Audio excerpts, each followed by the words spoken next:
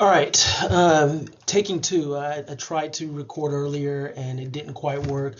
Hopefully, this is working now. But this is for Professor Bush's Comp 1 online class. And what I want to do is just reading your rough drafts.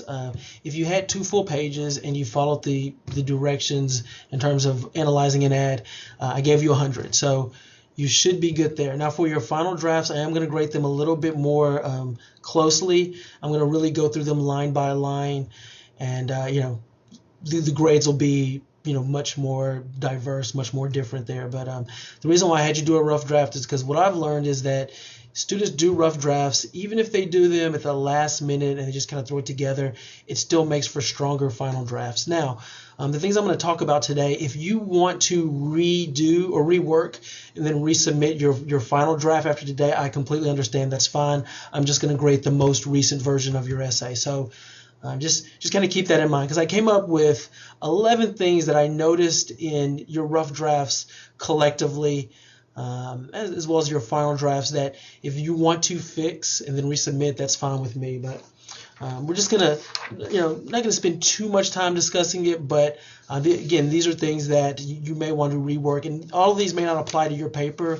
So take what you need and use it, and the things that you don't need, just disregard it. So the first thing I noticed was you're not writing an ad for the product. You picked out an ad and you are analyzing and discussing whether or not it's well done or poorly done. So if your essay reads like an ad, like if you're trying to sell me Coke or sell me Nikes, you don't want your essay to read like that. You are analyzing whether the ad you chose does a good job of selling me Coke or selling me an ad or selling me Pepsi or whatever. So that's something to keep in mind. Uh, Also, if you say something like, everybody knows who LeBron James is, I know what you mean. You don't necessarily mean every single person in the world. You just mean that person's a celebrity. But for your ad essays, I want you to avoid saying things like, everyone likes chocolate, because not everyone does. Like, again, I know what you mean, but in essay writing, I want my students to be thinking, I want y'all to be thinking about what words mean. And so maybe you say most people like chocolate, or even better than that would be many people like chocolate, because you don't know if most people like it, or, there's plenty of people in the world who've never had it. So avoid those phrases like everyone, all people, no one, unless you really mean it. If you mean everyone dies, go ahead, say everyone. But if it's just a way of saying most people or many people, then say that instead. So, all right. Okay, certain phrases to avoid because they're a little cliche-ish or they're unnecessary words. Once you've established in your introduction that you are writing about your ad, then you don't have to keep saying in this ad. Like, you don't have to say the words in this ad, the model in this ad. You can just say the model is holding the Pepsi soda can a certain way. You know what I mean? You don't have to say the model in this ad. Okay. Something else, you don't have to keep saying this particular ad. I noticed a lot of that. You'd say, this particular ad does blah, blah, blah. Once you've established that you're talking about the ad, you don't have to keep saying, this particular ad in this ad, etc. Something else to avoid, it's a bit of a cliche for this essay. Avoid catches the eye and eye-catching as phrases. There's nothing wrong with them in themselves. I mean, they're a little cliche-ish, but they seem to show up so much in this essay that I try to steer students away from them. Think of a better, more original way of saying the ad grabs my attention, or the ad is interesting or engaging. Think of a better way of saying that than just eye-catching or it catches the eye. So, also, another cliche in student writing, the phrase in today's society. So if you see that you wrote that, or any version of that, in society today, nowadays in the world, anything like that, you can go ahead and cross it out. It's unnecessary. You're using the present tense verb, so we know that you're talking about the present. You don't have to say in today's society or in the world. Also, the words very or really oftentimes can be edited out of student writing. There's nothing wrong with the words very or really, but what I've noticed is that students will often use those words in order to take up space, not on purpose, not consciously, but you don't have to say very or really, just because is there a difference between being hungry and very hungry?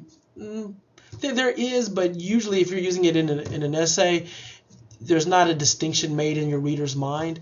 You could probably just say hungry instead of very hungry. So again, there's a time and a place to use very and really, but I think in essays is probably not those places. Also, a phrase that also takes up time is in my opinion. We know this is your opinion. I'm writing your, I asked you to present your opinion, so you don't have to keep saying in my opinion. So those are things, phrases, words that showed up a lot in essays that you could probably eliminate. Right. Number 4, your thesis, which should be italicized, should be at the end of your introduction, so the end of the very first paragraph, and that sentence or 2 sentences should be why your ad is either well done or poorly done. Make sure you make that distinction. Even if it's as simple as my ad is well done because, well, you wouldn't even say my ad, you could just say this ad is well done because, that's fine. So, but just make sure that your italicized thesis is the last sentence or the last 2 sentences of your introduction, and it explains why your ad is either well done or poorly done, whichever side you're arguing, okay? Also, make sure you have a creative title. I think a lot of y'all did a good job of this with your paragraphs, but try to make your title interesting by something that will make me want to keep reading. Something you can do is using some sort of rhyme that works, alliteration, or just a phrase that makes me want to keep going. Something to avoid: questions and titles are almost always not interesting. I mean, to kind of give you an idea, I'm going to read anywhere from 450 to 500 essays this semester between all my classes. And so questions are only work if they make your reader think. And most of the time, questions and titles don't make me think. So that's just something to keep in mind. Also, avoid got ad, like the got milk ads. Avoid got ad. Even if you're writing on a got milk ad, the got ad, got whatever is not engaging. It's not interesting. And it's also a question. So something to keep in mind.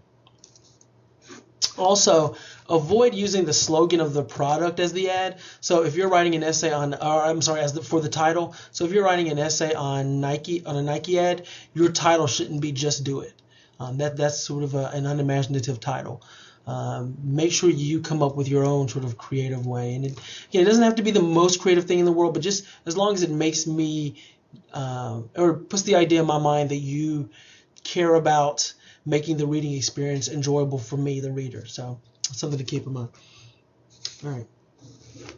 This next thing I think is important. Try to have a hook or something engaging that makes me want to keep reading. So you start your essay like this, maybe 3 to 5 lines where you tell a brief story that ties into the product of the ad that you're analyzing, or maybe you make an allusion or a reference to something in history or literature that kind of grabs my attention immediately. Again, a lot of y'all did a pretty good job of this with your paragraphs about yourselves, but feel free to have an interesting opening.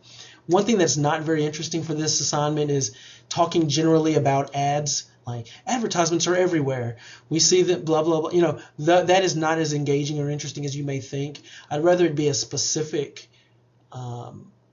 story about yourself, or a specific reference to something that makes me sort of, just want to keep reading or want to be engaged. And again, your hook, it's usually about 3 to 5 lines, just a way to open up your essay and just can kind of make your paper more interesting. So that's something to think about. You don't need to start off talking about ads in general.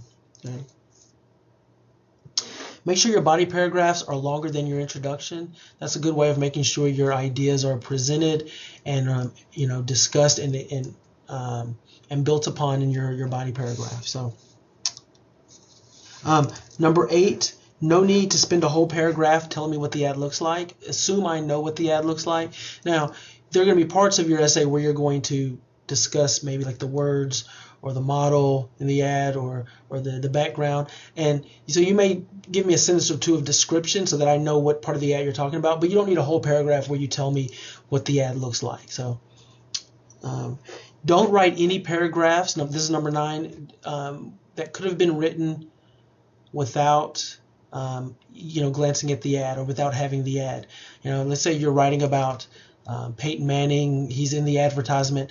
But if you give me a whole paragraph on Peyton Manning's football career, that's great, but you could have written that without the ad. So you need to, every paragraph needs to go back to the ad in some way. So you either need to get rid of the paragraph or add something to the, to add something to the paragraph that references something in the ad specifically.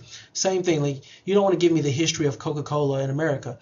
That sounds good, but if it doesn't tie back into the ad in some way, you got to get rid of that paragraph. So just kind of keep that in mind.